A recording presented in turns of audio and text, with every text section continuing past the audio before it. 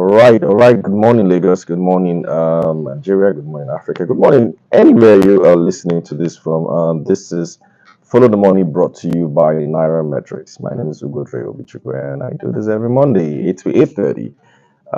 As you are driving from home to work or wherever it is that you're listening to radio, this is Follow the Money, where we discuss a lot of events that happen in the Nigerian economy during the week.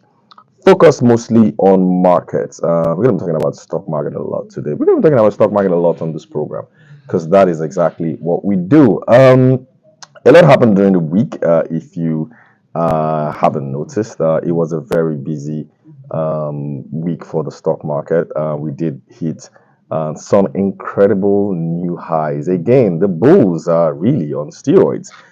Even though this week it's mostly results, we got a lot of results up this week that we would also discuss.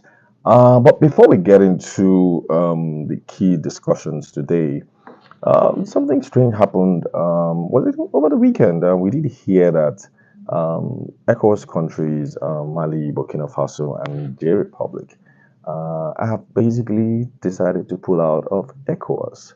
ECOWAS did respond and said no, that they're not going anywhere. They're still part of ECOWAS. In case you're wondering, how does this affect Nigeria? These are regional countries that make up, ECOWAS, and that does pose insecurity issues for the bloc in general.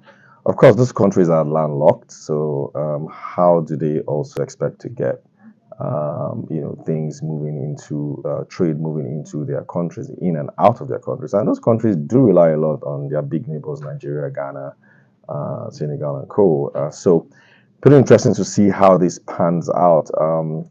Like I've always said, you got to pay attention to geopolitical issues across the region because they do have a way of affecting markets, even where you work or your businesses. So just to pay attention to that. I just thought to bring that up. But we go right into capital market during the week. So the NGX All Share Index and market capitalization appreciated by 8.3% to close the week at a record high 102,000, 102,401.88 to be precise.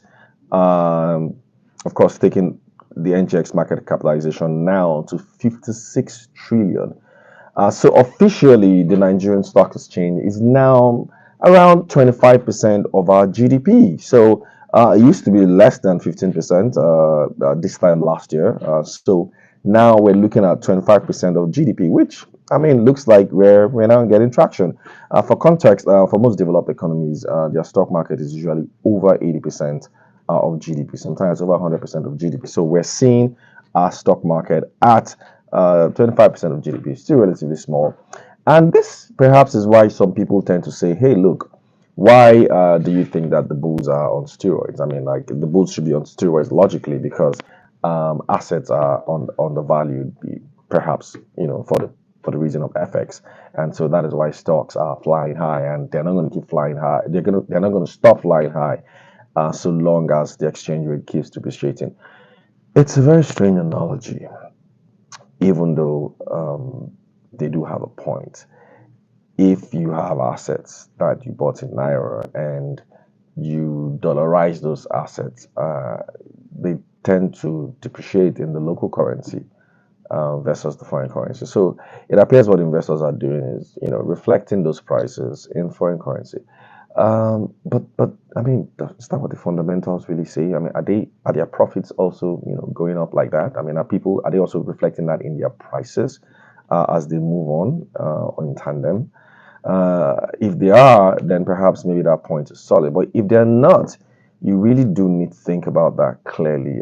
Even though, well, asset prices are going up, like I said, the stock market gained 8% last week. This year alone, January to date, the market is up 36.9%. That's incredible. 36.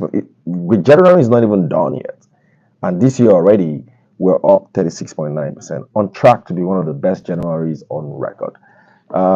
It's incredible. I mean, if you're not in this market or you're not tracking what's going on in this market, you are missing out. I'm not saying you should go and put your money in there. I'm just saying like you gotta track and see what's happening. as much as the wider economy is in the doldrums.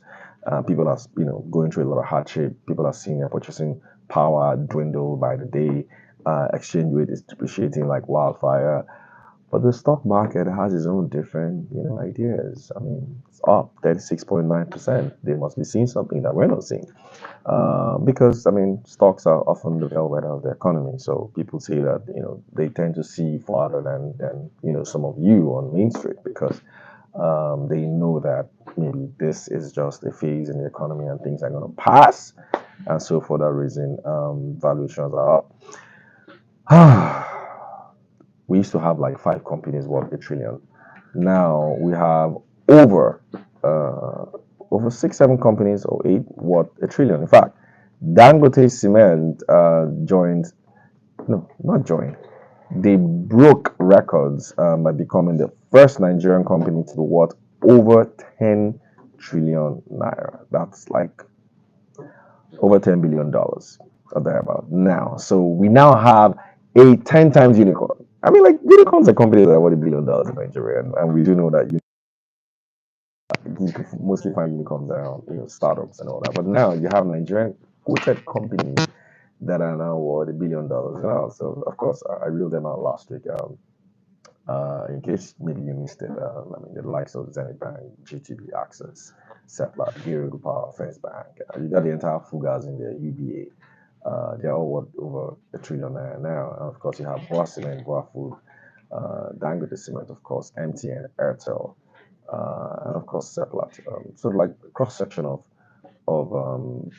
companies in key sectors in the economy. Nestle used to be in that clique, but they were booted out last year for obvious reasons, which we'll get to at some point. So the entire all share index doing pretty well. NGX 30 index, that's the 30 most maybe capitalized companies on the exchange, up 38% as well, in line with the all share index 37%. The premium index, that's where you have like the top stocks, those are also up as well, year to date. Um, we now go to the top 10 gainers during the week. So top 10 gainers during the week were Triple G and Company. They were top 10 gainers during the week. They gained 32.4% during the week. And then we also had Dangote Cement, like I mentioned earlier, gained 28.8% during the week. And we also have Sunu Insurance joining the top 10 gainers at 25% during the week. And then in terms of the companies that did drop during the week, we have Veritas Capital Assurance, Initiates, Cadbury, Deep Capital, M. Nichols. These are the companies that all lost from 20% more during the week. But we had a lot of companies do gain. So that was the stock market last week. Pretty interesting. I wonder, what was your own portfolio like? Were you among those that gained last week, or did you lose? We get a lot of calls from people and messages asking me, do I get into this stock now or not, or do I get out of it? To be honest, you want to do your due diligence well. You want to be careful. Like Warren Buffett typically says, he says, be scary when everybody's getting into the stock market, and of course be bullish when everybody's getting out.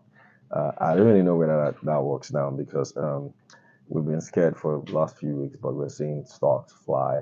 Dangote Cement, for example, was 350 or 360 or so 2 3 weeks ago. Now it's heading to 600. I read somewhere where they're saying it could be hitting 1,000 pretty soon as well. So I don't know, but you got to be careful when you invest in those stocks. But it looks like the stock market is back in full force this week.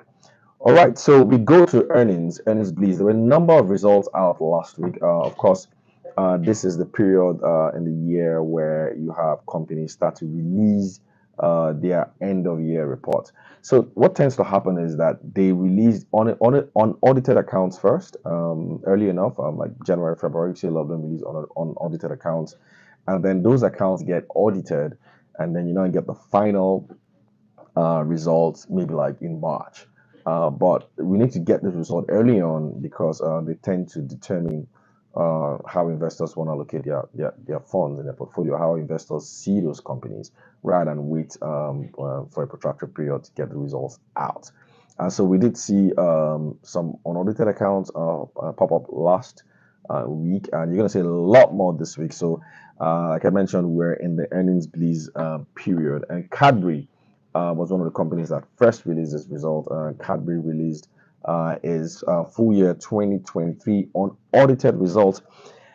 It was a bit of a downer. They did post a loss of 27.6 billion for the year, marking a decline from about 1.3 billion recorded, pre-tax profit recorded in 2022. But interesting thing is that result on paper, looked like it was bad. But if you actually go deep into the result, it probably was one of the best results that Cadbury has had in a long time. Yeah, I'm sure you're wondering, you're saying, "Go, how is this possible? How is it that Cadbury, at recording a 27 billion, loss, is one of his best results in the world?" Yeah, so let me dive into those numbers. Revenue-wise, revenue was up 46%, 80 billion revenue up 46%. They did, to a large extent, adjust their prices, and I think they also got some volume increases as well. In fact, I think Cadbury biscuit. Have you ever had that biscuit before? That biscuit did 1.3 billion. New product that they launched a year ago did 1.3 billion from about 200 million or so. So they did record good sales. In terms of gross profit was also up 130%. So basically more than doubled to 17.7 billion. And of course, operating profit, which is one of my best ways of gauging how companies perform, because at the operational profit level, the management is fully in charge of how the business is performing. So when companies post solid operating profit numbers, I tend to like them a lot. Of course, I mean, as an accountant, we do also like to see real bottom line because finance cost does matter. But in this case, operating profit was up 4,000%, 4,227% to be specific, from 194 million to 84, up to 8.4 billion operating profit. So for that reason, I kind of think, because I mean, I've been tracking this company for a while, for those who know me, and this is on paper one of their best results that I've seen for any financial year in a long time. The only challenge they had was finance cost. This was because of forex. Yes, so because they had to, take a foreign exchange loss on their loans, they incurred a loss of 36 billion. So it's kind of strange. So banks are making a lot of money, and you're going to get to one of the banks that released their result last week as well. Banks are making good income, mostly from foreign exchange gains. But like I always say, someone is going to carry the bag. So the guys carrying the bag at the moment are the FMCG companies that have FX loans. And what happened was that a lot of FMCG companies last 2 3 years, because of the forex challenges that we started facing in 2021, essentially just tapped into their parent companies for loans. So they got foreign loans from their parent companies, which they use to procure raw materials that they need for their businesses. Good idea. I mean, you can't blame them. It was a good idea. A lot of those loans were quite concessionary. But the thinking, I guess, for most of them was that the exchange rate would be nowhere where it is today at about 1,400 to the dollar. Even the pounds is 2,000 to the dollar. 2,000 pounds to the dollar. Anyway, 2,000 naira to the pound. Sorry. So Cadbury incurred 36 billion losses, and that is why the results, the profits took a major nosedive. But in terms of fundamentals, the company is still pretty solid. They still have a solid asset base. They still have a healthy cash balance. I think we've got over 20 billion or thereabout in cash. So it looks like a solid company on paper. But the market didn't like it. The market didn't like it at all. And like I mentioned earlier, Cadbury share price did drop considerably. Did drop during the week by about 21%, because the market, felt like maybe those losses were real losses, despite the company operating, very well. That is Cadbury for um, the first results that we're checking, and we're going to go on a short break. And when we come back, we're going to look at a few other companies on our list. Guinness also releases results. We're going to check Guinness, and we're going to check FCMB, and then Unilever as well. We'll be right back. Profit before minimum tax and income tax 101, 177%, almost how many times? To Nigerian banks who are carrying the bag. Like I always say, carrying the bag essentially is someone who is carrying the losses while others are making the gain. So they're going to line, and so a lot of banks have already gone ahead and are taking provision. So that's why you're seeing what you have there. 18.4 billion to 142.5 billion. In terms of gross profit, margins did dip a bit because costs went up for Guinness. So gross profit was 45.9 billion compared to 42.2 billion the year before. Stay with me because I'm basically trying to let you understand that from an operational point of view, the company did well, right? Again, same problem that Cadbury had was what Guinness had, which is finance cost. So operating profit, which I tell you is what I like to see, Guinness did 16.39 billion compared to 12.5 billion um, the year before. Again, guys, this is unaudited interim financial statement, so things might change. But from our experience, things do change, but not that much. But operating profit wise, 16.3 billion compared to 12.5 billion uh, full year. And then the problem, finance cost, like I mentioned. So finance cost for Guinness was 20.8 billion in terms of cost, right? So that essentially wiped out the entire operational profit that they had. Moved up some of their prices, so they've done well. If you look at their segment analysis as well, they've done pretty well in terms of some of their key segments. They struggled a bit with Guinness as a product for a while because Nigerians have sort of changed what how they like to drink or consume alcohol. But they, to an extent, Unilever's turnover was up 51% to 97. The interesting thing is that Unilever has actually been restructuring for a bit. They've tried as much as possible to avoid. They've had their own rough part over the last few months and years, and so they've basically avoided that now. And it looks like they have essentially turned the corner.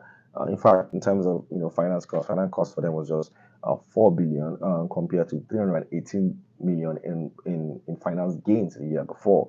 But was just they just basically still were able to manage to post a significant profit.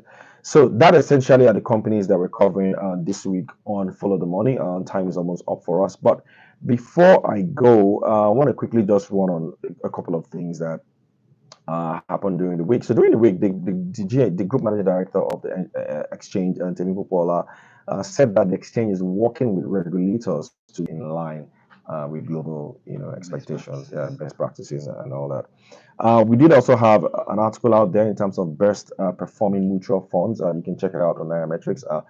There's no time for me to go through them, but maybe next week I'm going to run through the best mutual funds for those who are looking for mutual funds to invest in. We do have a ranking, a list based on how they performed last year. Most of them did pretty well last year, obviously, because of what happened on the market. But